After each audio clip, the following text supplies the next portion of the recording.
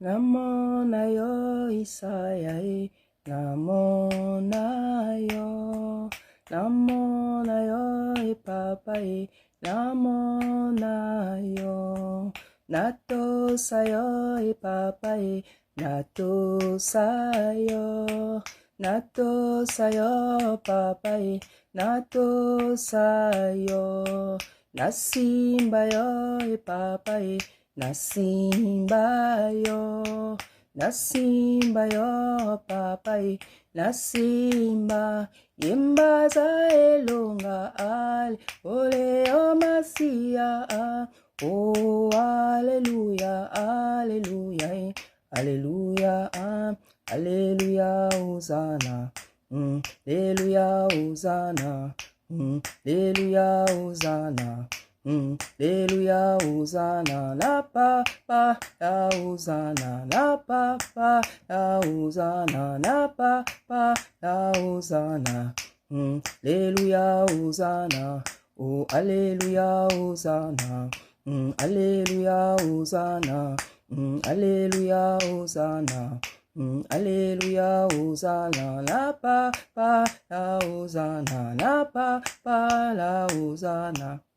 La Congo Yamonanesa Congo papa, je te loue papa, je te bénis, je te rends grâce, je te dis merci papa pour nous avoir donné ce travail Seigneur, de nous avoir appelés Seigneur. Wete nzambe obengi biso kana ngolu na yo nzambe tata. Obengi biso pona ngolu na yo nzambe tata. La lingi nzambe na kumisa yo. Na tombola yo nzambe tata. Wete ozali bolingo. Ozali bolingo nzambe tata, yamba lokumu nzambe tata, yamba basanzoli nzambe tata, pweto bongi na yango nzambe tata, na komo ya mwana na Isa Congo, matondo, matondo, matondo. Bien-aimés dans le Seigneur, soyez puissamment bénis au nom puissant d'Isaya Congo. C'est bien moi, votre sœur Déborah, l'humble servante de l'Éternel et la vôtre aussi. Soyez puissamment bénis. Voilà, je reviens encore avec le sujet de pasteur Marcelo et sa femme. Vous savez, tant que Tata Nzambe n'obtient pas certaines choses, le Seigneur va commencer à parler aux uns, continue plutôt à parler aux uns et aux autres. Il y a plein de gens qui sont morts. Hein. Nous avons par exemple à Kinshasa, il y a eu la mort de Marie Missamou. Il y a eu la mort de Alain Moloto, ça avait fait beaucoup pleurer les gens, ça avait fait beaucoup parler, mais à un moment donné, ça s'était arrêté. Voilà, et la mort, depuis que maman Tunasi Blanche est morte là, le Seigneur ne fait que parler, le Seigneur ne fait que parler, le Seigneur ne fait que parler. Parce que Tata Nzambe n'a pas encore obtenu ce qu'il veut. Ce qu'il désire, c'est la repentance publique de son serviteur. Et comme j'avais dit dans la dernière vidéo, tant que Papa Marcelo Tunasi ne fera pas ce que Tata Nzambe attend, il n'y aura pas la paix dans cette histoire-là. Voilà pourquoi aujourd'hui je reviens. Le Seigneur est encore venu me parler. Le Seigneur est encore venu me parler. Vous savez, comme j'ai l'habitude de vous dire, moi je n'ai pas cette habitude de poser des questions à Tata Nzambe sur certaines choses, sur les gens, sur les événements. Je n'ai pas cette habitude. Pourquoi? Parce que Tata Nzambe, depuis qu'il m'a appelé, même avant qu'il m'appelle, depuis que j'étais petite, depuis que j'étais jeune, même lorsqu'il m'a appelé, en fait, il a l'habitude de me montrer des grandes choses sans que je lui pose la question. Donc, en fait, je me suis habituée avec lui comme ça. C'est Tata Nzambe, il me montre toujours tout ce qu'il veut. Lorsque je viens avec un message, c'est même pas que j'ai prié pour ça. C'est même pas que je suis allée dans sa présence, non. C'est lui qui vient me montrer ce qu'il veut, que ce soit des événements, que ce soit des personnes. Voilà. Donc quand je viens avec quelque chose, c'est pas parce que je suis rentrée dans sa présence pour demander quoi que ce soit, non. C'est lui qui me montre ce qu'il veut. Et en fait, je veux dire, ça va peut-être faire juste quelques mois maintenant que j'ai pris cette habitude de maintenant lui poser des questions. Parce que il m'a fait comprendre que c'est pas parce que moi j'ai l'habitude de te montrer des choses que tu ne peux pas me demander. Voilà, il m'a dit ça. Il m'a dit quand tu ne sais pas quelque chose, tu demandes. Il m'a dit, quand tu ne sais pas quelque chose, tu veux savoir quelque chose, il faut me demander, il faut que toi aussi tu pries. Voilà, donc en fait, ça fait juste quelques mois que j'ai pris cette habitude de lui poser maintenant des questions sur des sujets précis. Par exemple, sur ce genre de sujet, quand quelque chose arrive sur la toile, si je vois que, par exemple, il ne m'a rien dit, maintenant, en fait, j'ai l'habitude d'aller dans sa présence. Voilà, donc, en ce qui concerne la mort de maman Blanche Tounassi, ben, ça fait quelques jours, depuis quelques jours, je suis allée dans la présence du Seigneur pour lui poser des questions. Parce que je vois que cette histoire, ça ne s'arrête pas. Donc, je dis, ben, Seigneur, parle-moi aussi, parle-moi de cette maman-là, parle-moi de cette maman. C'est vrai que tout ce que j'en sais, c'est ce que je vois sur la toile. Mais toi, parle-moi, viens me parler. Seigneur, il est fidèle, il est bon, il a dit dans sa parole, invoque-moi et je te répondrai. Je te montrerai des choses cachées, des choses que tu ne connais pas. Donc, Tata Nzambe, il aime qu'on l'invoque. Hein, il aime qu'on l'invoque. Il aime qu'on le cherche, en fait. Il aime qu'on lui pose des questions parce qu'il a beaucoup de choses à nous dire. Il aime qu'on l'invoque. Donc, je l'ai invoqué et il m'a répondu. Voilà. Donc, en fait, j'ai d'abord eu une vision. Après, j'ai eu un songe. Donc, la vision, c'était quoi? J'ai vu maman Blanche avec une robe blanche. Je l'ai vue avec une robe blanche, mais avec un foulard sur la tête, un foulard attaché vraiment à la nigérienne en fait. Hein. Vous savez comment les Nigériens attachent les foulards là. Je vais essayer de mettre une photo. Les Nigériennes attachent les foulards et c'était un foulard en pagne. Un foulard en pagne avec des motifs. Voilà. Donc je l'ai vu avec une robe blanche, avec un foulard en pagne attaché, hein, un foulard attaché en haut comme ça. Pas comme ça là, mais en haut en fait, comme les Nigériennes font souvent. C'était un foulard en pagne avec des motifs. Et après la deuxième vision en fait, c'était plutôt un songe. C'était un songe. Donc en fait, je me suis rêvée. J'étais en train de prier pour la femme d'un pasteur. C'est une servante. J'étais en train de prier pour la femme d'un pasteur qui était en difficulté. C'est comme si elle commençait à mourir. Et en fait, elle me donnait la main. Et moi, j'étais en train de prier pour elle. Je priais pour elle. Mais je voyais que je ne pouvais rien faire pour elle. Je voyais que elle m'avait tenu la main, elle était à genoux, elle me tenait la main. Moi, je priais et je vois que je ne pouvais rien faire pour elle. Voilà. Et dans le rêve, je vois pendant que je faisais ça, dans le rêve, je vois ma mère. Et ma mère, dans le rêve, elle me dit, tu sais ce que tu es en train de faire là? Moi, j'ai rêvé ça il y a quelques jours. J'ai rêvé que tu étais en train de prier pour une servante, mais tu n'avais pas réussi à l'aider en fait. Tu n'avais pas réussi à la sauver, tu n'avais pas réussi à faire un miracle. Bien aimé, je vais vous en donner la signification. Je sais qu'il y en a qui ont compris. Je m'adresse toujours à ceux qui n'ont pas l'interprétation des songes. Voilà. Et ce que je voudrais dire, bien aimé, vous savez, hein, moi, quand je prie pour une situation, il y a toujours un résultat positif. Voilà. Donc, là, vraiment, dans le rêve, je voyais que il n'y avait pas de résultat positif. Et le fait que ma mère sorte maintenant en songe pour me dire que j'ai rêvé, ma mère me disait, j'ai rêvé que tu priais pour une servante, la femme d'un pasteur, mais tu n'arrivais pas à l'aider. C'est pas que je pouvais pas, mais il n'y avait pas, c'était, je n'avais pas réussi, il n'y avait pas eu de miracle. Et j'ai compris que c'était, parce que dans le rêve, on me montrait que c'était une servante, la femme d'un pasteur. J'ai compris que c'était maman Tounassi. J'ai compris que c'était maman Blanche Tounassi parce que la Bible dit que Tata Nzambe parle tantôt d'une manière, tantôt d'une autre. Voilà. Donc, je veux commencer par interpréter la vision. Parce que la première chose, c'était une vision. Après, c'était ce que j'avais vu, c'était un songe, mais la première chose, révélation, c'était une vision. Donc, comme je vous ai dit, j'ai vu maman Tounassi avec une robe blanche. Mais avec un foulard attaché, un foulard en pagne avec des motifs. Ça veut dire quoi? La Bible nous dit dans Apocalypse, quand nous voyons le Seigneur dans Apocalypse, nous le voyons avec une robe blanche. Le blanc, c'est la sainteté. Le blanc, c'est la sainteté. Nous savons que lorsque nous voyons le Seigneur avec sa robe blanche, nous savons que c'est la sainteté. Voilà. Donc, maman blanche, je l'ai vue avec, sa robe blanche. Je n'irai pas jusqu'à dire que c'est la sainteté. Parce que ce que j'ai vu en haut sur sa tête, ce n'était pas bon. Donc, je dirais plutôt que c'était ses qualités, cette robe blanche-là. C'était ses qualités, c'était sa bonne attitude, c'était sa bonté, ses comportements qui étaient bons. Voilà, c'était les comportements qui étaient bons, les qualités qu'elle pouvait avoir. Hein, tout ce dont on parle là, sa douceur, sa sympathie, sa gentillesse, voilà. Voilà ce que représentait cette robe-là. Voilà, ça représentait ses qualités, les qualités qu'elle avait sur la terre, sa bonté, sa douceur. Pourquoi je dis que ce n'était pas la sainteté comme la robe du Seigneur? Parce que la robe du Seigneur, lorsqu'on la voit, on sait que c'est la perfection. Donc, c'est vraiment l'image de la sainteté parce que notre tata, c'est ce qu'il est.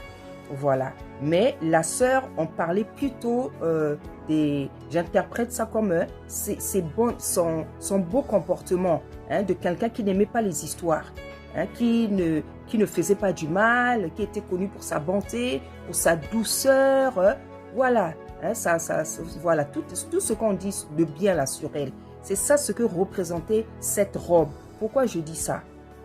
Parce qu'en haut maintenant sur la tête, elle avait le foulard en pagne.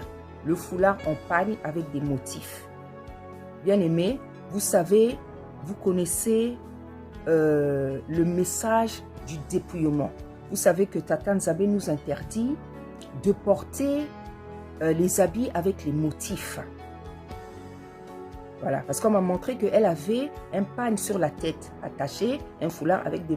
Donc, les habits avec les motifs, c'est le message du dépouillement. Donc, qu'est-ce qu'on me montrait?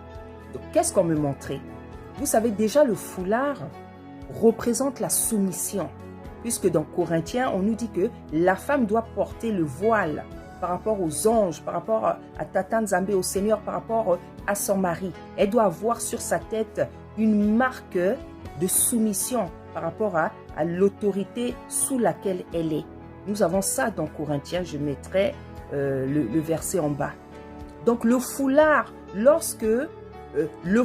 voile représente la soumission par rapport aux anges, représente la soumission par rapport à Tata Nzambe, par rapport à ton mari. Parce que la Bible dit que la femme doit avoir sur sa tête une marque de l'autorité dont elle dépend. Et cette autorité-là, ce signe-là, c'est le voile. Voilà, donc le voile, le foulard représente, je dirais le voile, parce que dans la Bible, on ne parle même pas de foulard. Voilà, on parle de voile. Donc, ça représente la soumission.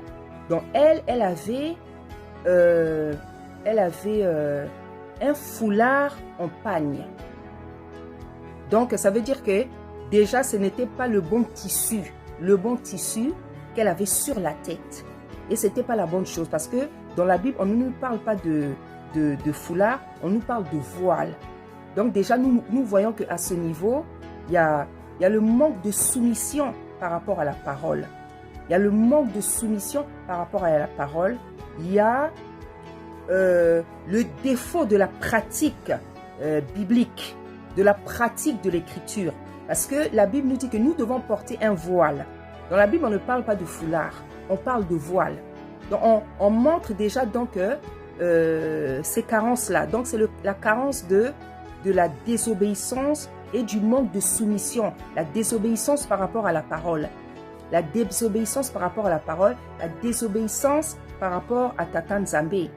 Voilà. Et pourquoi on m'a montré un pagne avec les motifs? Là, maintenant, ça nous parle du dépouillement. La sœur blanche, elle était gentille. Elle était gracieuse. Elle était belle. Elle était douce. Elle était gentille. Je pense que c'est une personne qui n'était pas dans des disputes.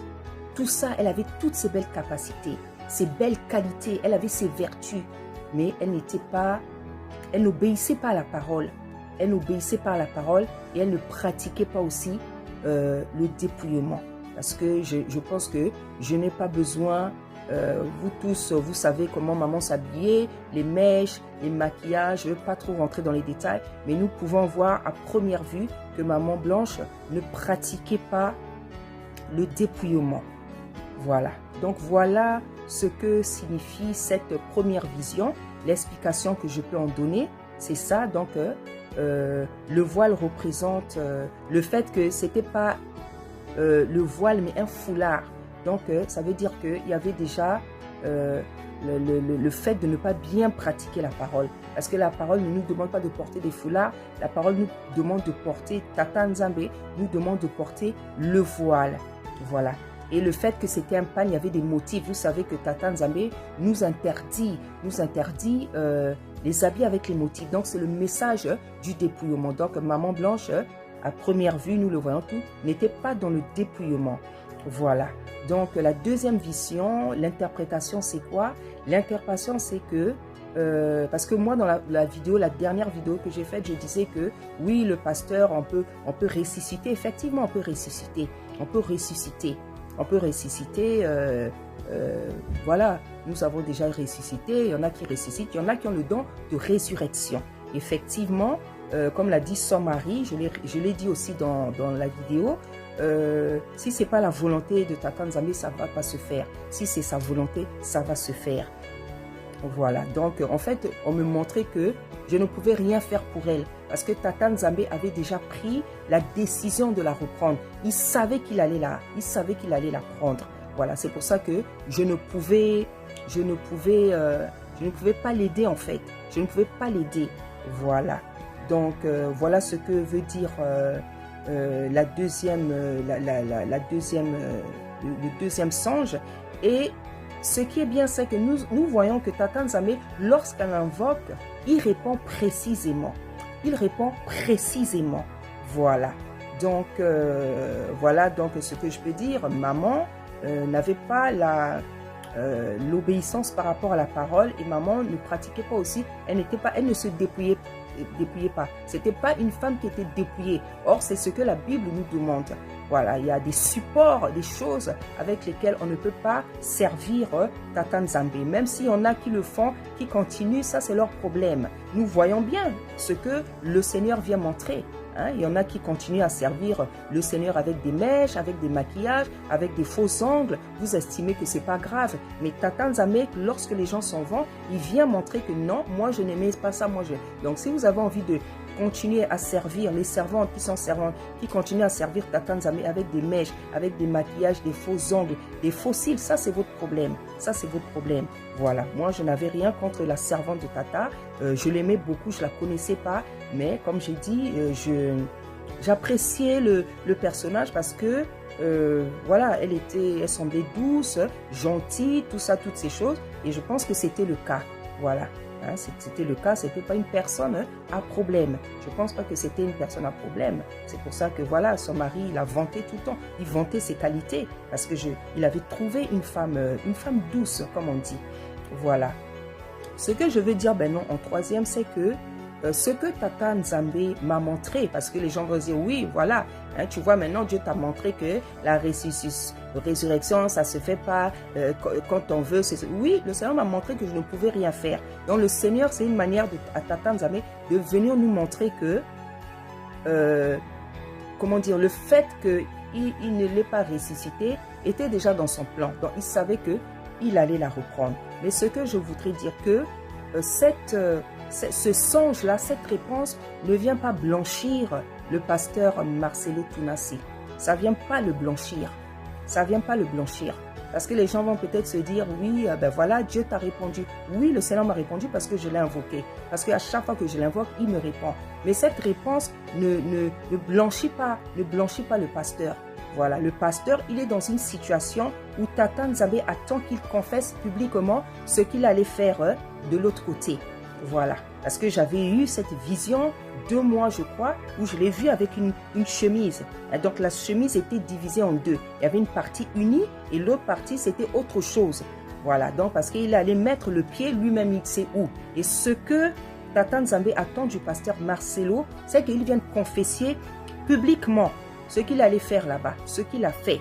Voilà, parce que j'ai expliqué aussi pourquoi il y a des gens avec qui Tata Nzambe exige la repentance publique. C'est ce que Tata Nzambe attend du pasteur Marcelo. Et tant que le pasteur Marcelo ne fera pas ça, ne fera pas une confession, une repentance publique, tous les jours, Tata Nzambe va seulement parler de Blanche. Tous les jours, Tata Nzambe viendra nous parler. On va voir Blanche sortir avec des messages, ceci, cela. Et ce qui devient terrible, ce qui devient même comme une pression. Parce que je pense que c'est certainement pas agréable pour les enfants, pour le pasteur. Tous les jours que les gens sortent avec des nouvelles révélations, c'est le Seigneur lui-même qui fait ça.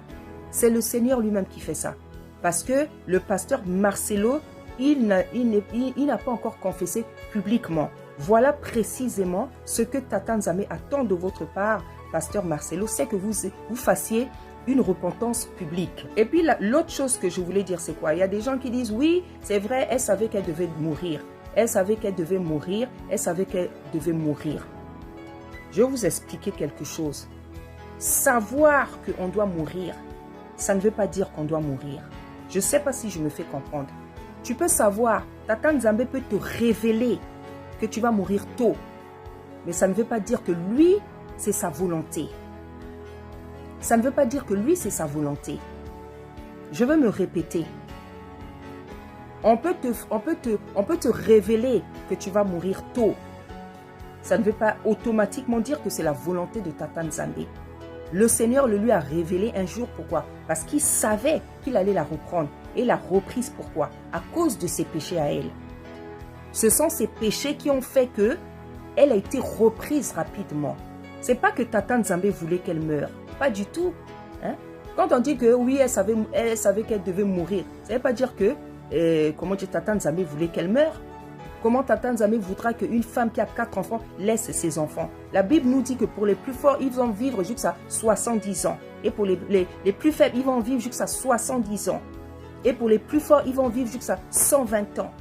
Mourir à 40 ans, mourir à 50 ans, mourir à 60 ans, ce n'est pas des bonnes choses. Ce n'est pas des bonnes choses.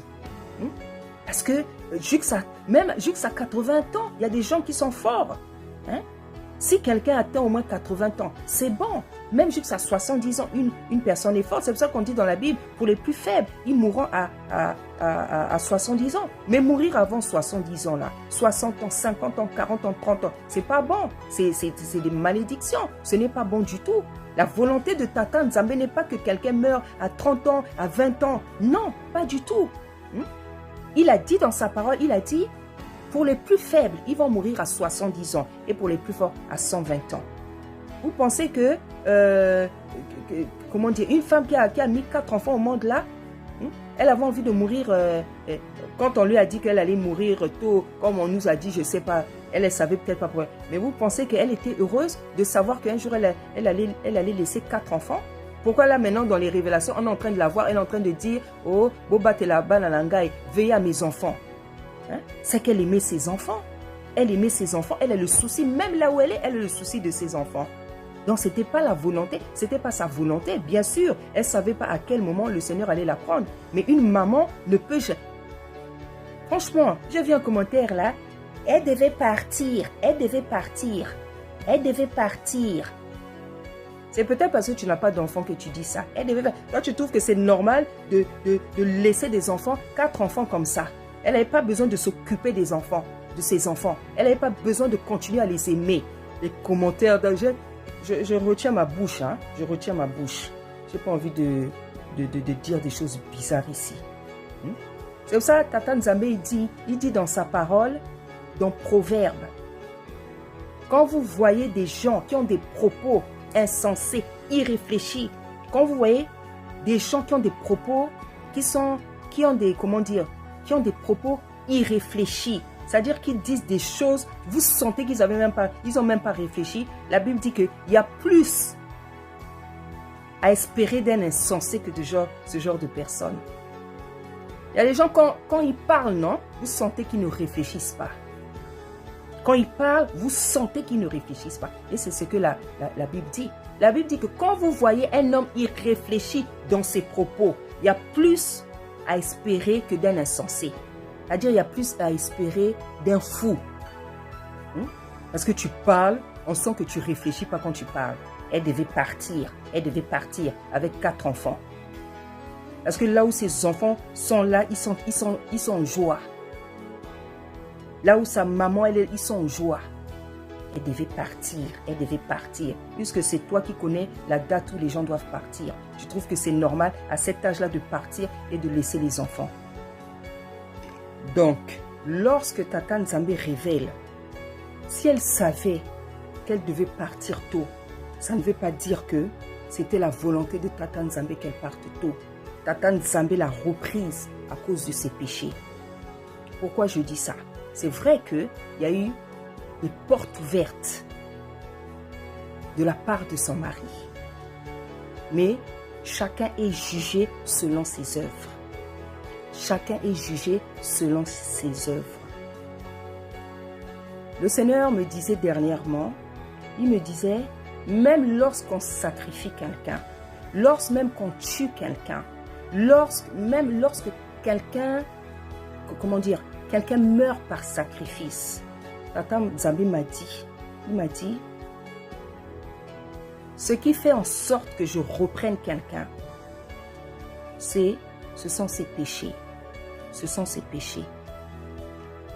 Ce sont ses péchés. On peut te sacrifier, on peut te tuer par sacrifice. Mais Tata Nzambe, il te reprend à cause de tes péchés. C'est pour ça qu'il a dit dans sa parole, c'est dans Ésaïe, je mettrai le verset, il a dit que moi je n'ai pas de problème avec vous. Je n'ai pas de problème avec vous. Vous mon peuple, vous mes enfants. Mais si je trouve en vous des ronces et des épines, je les combattrai avec toute la force. C'est-à-dire, comme on a l'habitude de dire, on peut t'accuser de beaucoup de choses. On peut t'accuser, mais qu'on ne te trouve pas avec ces choses. Parce que lorsqu'on te trouve avec ces choses, si Tata Nzambe trouve que tout ce qu'on dit sur toi, il y a des vérités, tu seras jugé selon sa justice. Tu seras jugé. Le Seigneur m'a dit, même quand on tue quelqu'un par sacrifice, comme moi je reprends quelqu'un, c'est à cause de ses péchés. Et le Seigneur m'a dit, quand quelqu'un meurt, quand le Seigneur il reprend quelqu'un, il m'a dit, c'est à cause de l'alignement de ses péchés. L'alignement, c'est-à-dire on voit le nombre de péchés que tu as fait. On dit, il y a un moment donné là, stop. Parce que si je laisse encore la personne en vie, peut-être que la personne va continuer. Vous savez, il y a des gens que Tata Nzambe préfère enlever sur la terre pour qu'ils ne fassent pas pire. Ou bien il veut les sauver pour qu'ils ne fassent pas pire. Donc, si elle savait qu'elle devait partir, Tata Nzambe ne voulait pas qu'elle parte aussitôt parce qu'elle avait envie de vivre. Parce que là où elle est, elle n'a pas la paix. Elle s'inquiète pour ses enfants. Elle demande aux gens de prier pour ses enfants. Elle a le souci, même là où elle est, elle a le souci de ses enfants. Donc ça veut dire que si elle était prête, ça veut dire que même si elle savait qu'elle allait un jour partir, elle n'était pas prête à ça. Puisqu'elle souffre là où elle est. Elle souffre là où elle est. Elle souffre là où elle est. Elle souffre, elle pense à ses enfants. Elle s'inquiète parce que les gens ne meurent pas. Lorsqu'on meurt, il y a une autre vie. Il y a une autre vie. Il y a une autre vie. Tu changes tout simplement de position. La mort, en fait, c'est un état un état de changement. C'est un état de changement, c'est tout. Mais l'âme est vivante. L'âme voit tout ce qui se passe sur la terre. Il n'y a pas de mort. La mort n'existe pas. Juste la mort physique. La mort spirituelle. Non, les gens qui meurent, leur âme continue à vivre. Ils voient ce qui se passe sur la terre. Ils voient ce qui se passe sur la terre. C'est pour ça que nous pouvons voir l'histoire de Lazare et du riche, du pauvre Lazare et du riche. Comment il est en train de lui parler. Ou dire, dis à ma famille ceci, cela, qui s'arrête de pécher, qui ne pêche pas parce que voilà, là où moi je me retrouve. Donc l'âme ne meurt pas. Elle continue. C'est un changement d'état. C'est tout. C'est un changement. Tu passes d'un état physique à un état spirituel. Mais il voit tout ce qui se passe sur la terre. Et lorsque l'âme est libérée, du corps, elle devient encore plus, comment dire, véridique. Elle voit vraiment les choses. C'est ça, vous pouvez voir des défunts venir donner des messages, venir parler. Hein? On nous a tellement enseigné, mal enseigné, qu'on croit que à chaque fois que tu vois un mort, oh, c'est l'esprit de mort. Les mauvais enseignements, ça dépend comment le mort vient se présenter à toi. Si tu vois un mort, là, il vient te donner un message précis, un message même qui te donne la solution à un problème actuel. C'est Tata Nzambe, c'est l'esprit de Tata Nzambe. Donc, toutefois que tu vas voir un mort, ne te dis pas c'est l'esprit de mort. Tu vas faire un combat inutile. Tu vas rentrer dans un combat. On est venu te donner un message. Toi, tu rentres dans le combat spirituel parce que, oh non, j'ai rêvé l'esprit de mort. Qui vous a dit que qu'on rêve, que tout le temps c'est l'esprit de mort quand tu rêves est mort? Oui, il faut voir comment tu as rêvé la personne. Hein? Si la personne était sale, tout ça, c'est vrai que c'est pas clair. Tu peux prier, hein? Tu peux lier déjà l'esprit de mort. Mais quand tu vois la personne, elle vient, elle est posée, elle te regarde, parfois tu la vois, elle te donne un message précis par rapport même à un problème. C'est pas l'esprit de mort. En fait, c'est pour ça qu'il faut demander le discernement. Il faut demander le discernement. Il faut demander le discernement. Il faut demander l'interprétation des songes. C'est très très important. Ce sont des grâces que Tata Nzambe peut vous accorder. Voilà. Donc ce que je veux dire, c'est que cette réponse que le Seigneur m'a fait comprendre que il ne voulait pas la ressusciter, il ne voulait plus la garder en vie parce qu'il avait décidé de la prendre. Hein? Parce que c'était à cause de ses péchés. C'était à cause de ses péchés. Donc les péchés, nous savons qu'il y avait le manque de dépouillement, il y avait l'insoumission par rapport à la parole, il y avait toutes ces choses-là, les opérations esthétiques et tout ça, ce n'est pas bien. Ce n'est pas bien du tout. Ce n'est pas bien du tout. Ça, c'est carré. Ce n'est pas bien. Ce n'est pas bien. Ça, c'est chercher à corriger Tata Nzambe. Tata Nzambe, on ne le corrige pas. C'est pour ça, vous qui mettez les mèches, vous mettez les maquillages, vous mettez les faux ongles, vous mettez, je ne sais pas, vous voulez corriger Tata Nzambe. Mais voilà maintenant ce que Tata Nzambe dit sur une personne qui était gentille, qui était bonne, qui était douce, qui était gentille. Un problème t'est. Mais voilà ce que Tata Nzambe dit. Parce que c'est un Dieu de vérité. C'est pas un Dieu sentimental. C'est pas parce que quelqu'un est mort que lui, il va... Non, Tata Nzambe n'est pas comme nous. Lorsque quelqu'un mort sur la terre, toutes les personnes deviennent bonnes quand elles sont mortes. Mais Tata Nzambe, même si tu es parti, la vérité, il va toujours la dire. Et il utilise ses instruments. Parce que la Bible dit que rien de ce qui est caché restera caché.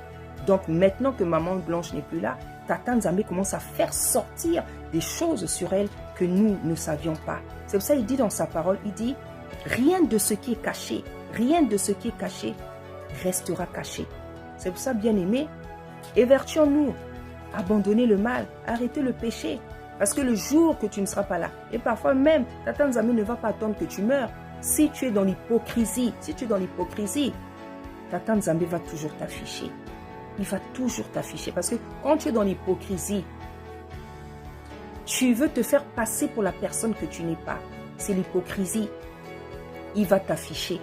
Parce qu'il n'aime pas l'hypocrisie. Et c'est pour ça qu'il a dit que les hypocrites n'hériteront pas le royaume des cieux. Il faut te montrer tel que tu es. Il faut te montrer tel que tu es dans la vie. Montrons-nous tel que nous sommes. Ça sert de te faire passer pour ça ou ça alors que tu ne l'es pas. Montrons-nous tel que nous sommes. Montrons-nous tel que nous sommes.